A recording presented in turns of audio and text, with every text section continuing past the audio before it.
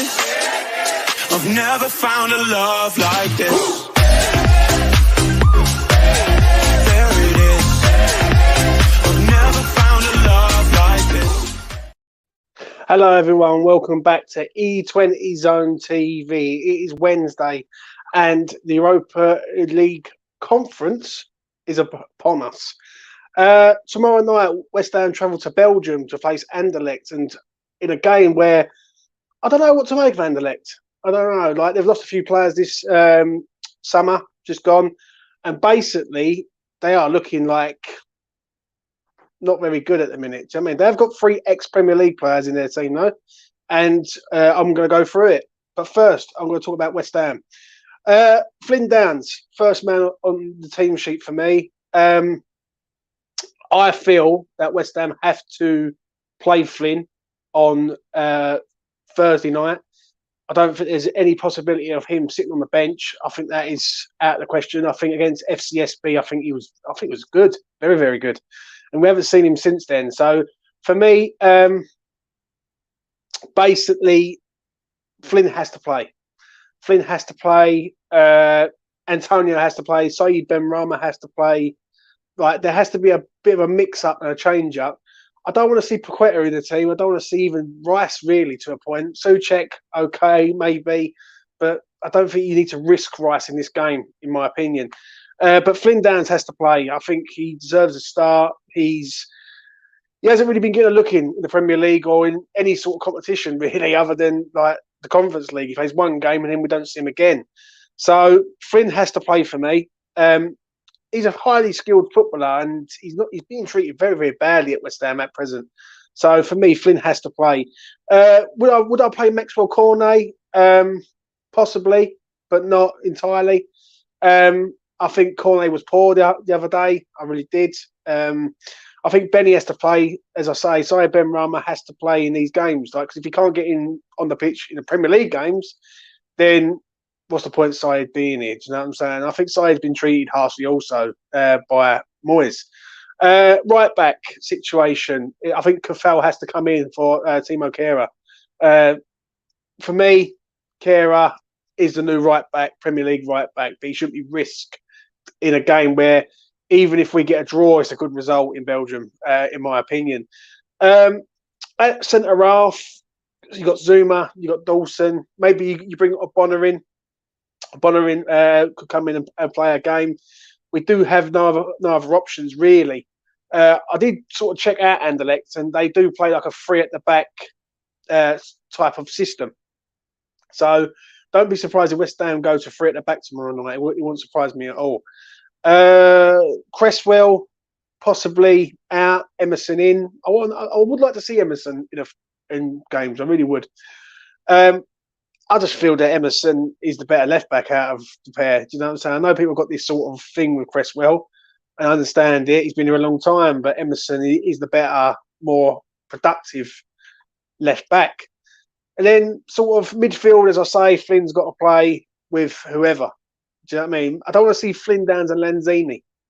I wouldn't mind seeing Flynn and Souček together, or like, if you have to play Declan, but play Declan and Flynn, not like 3 in midfield. So I think Flynn needs to go with someone who is one of the main starters at West Ham. Do you know what I'm saying? Fornells has to come into the equation also. He come on the other day. He got some minutes. Maybe he comes on and starts. And then Mikel Antonio up front for me. I don't want to see Skamaka in this game. If I see Skamaka in this game, then from the start, I don't think he starts on Sunday. I really don't. I'm literally adamant on that. I think Jared Bones needs a little sort of break. I think this is not a game for him, really. You can sort of get around it. And don't forget, there's 5 subs in the Europa Conference League. So we can bring these players on and swap them around and chop and change, etc. So, for me, West Ham need to go to Anderlecht, put in a positive result. Do not lose the game, I would say, is my sort of thoughts on this. Don't lose the game. Even if we get a draw over there, I think it's still a positive result. Get them back to the LS in a few weeks' time, beat them there, and then we end up winning the group. If we go there and win, then it's confidence. It's a confidence-building thing, like we won on Saturday night.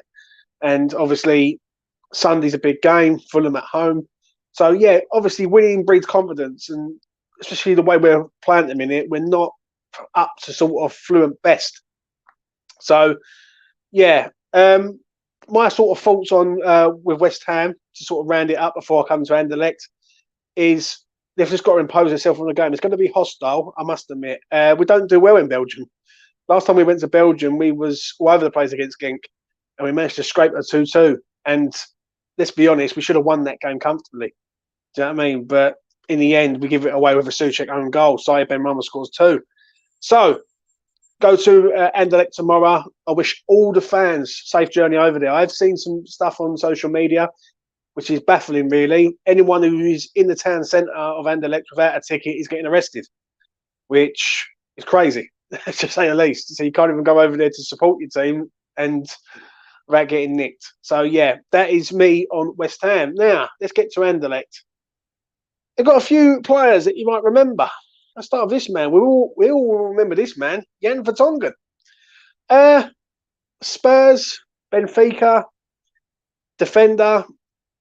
Yeah, I was quite shocked when I was sort of going through their team and see him, but I can understand it. He went to Benfica, then he sort of come to the end of his career, and I think he's gone back to Belgium to be closer to family or whatnot.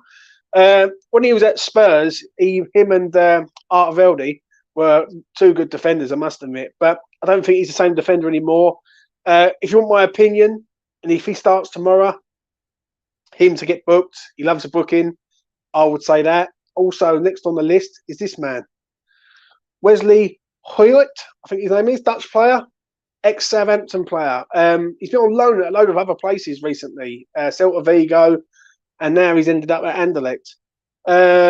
He's okay. He's okay. Obviously, I did look at their last game, and him and Vertonghen did play in a three at the back. So, yeah, I'm not too convinced on him. But when he was at Southampton, no one really knew who he was, really. Do you know what I'm saying? So, yeah, check him out tomorrow.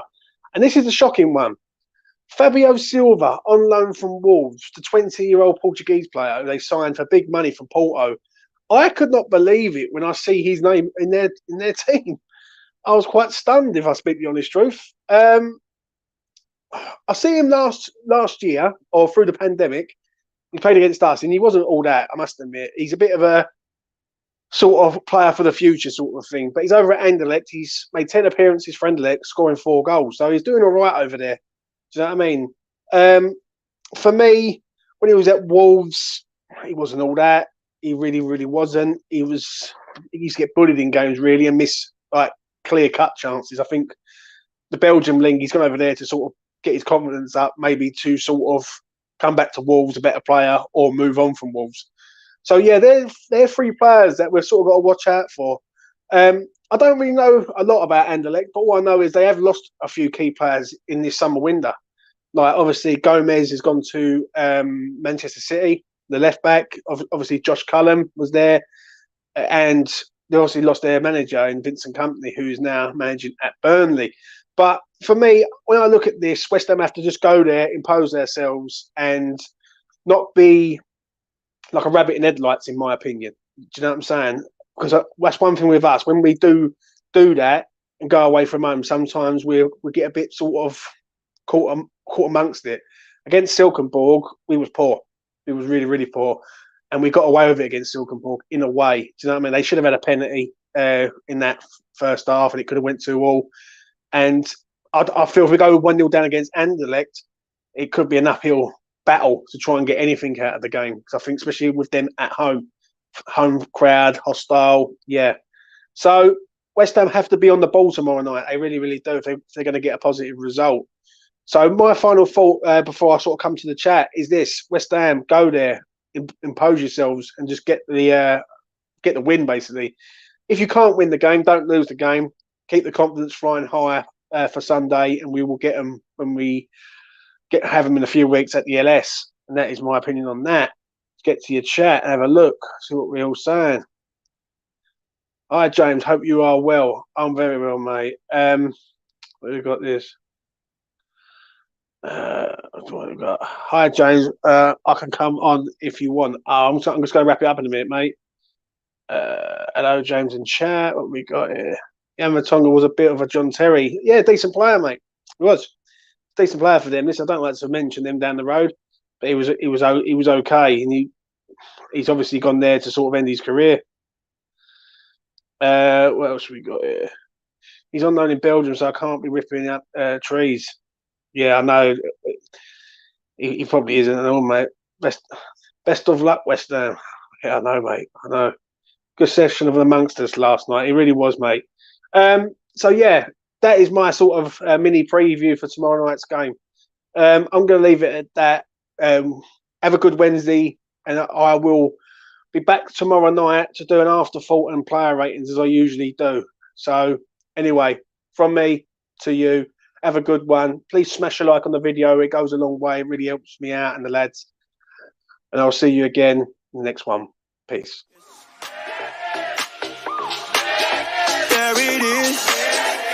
I've never found a love like this.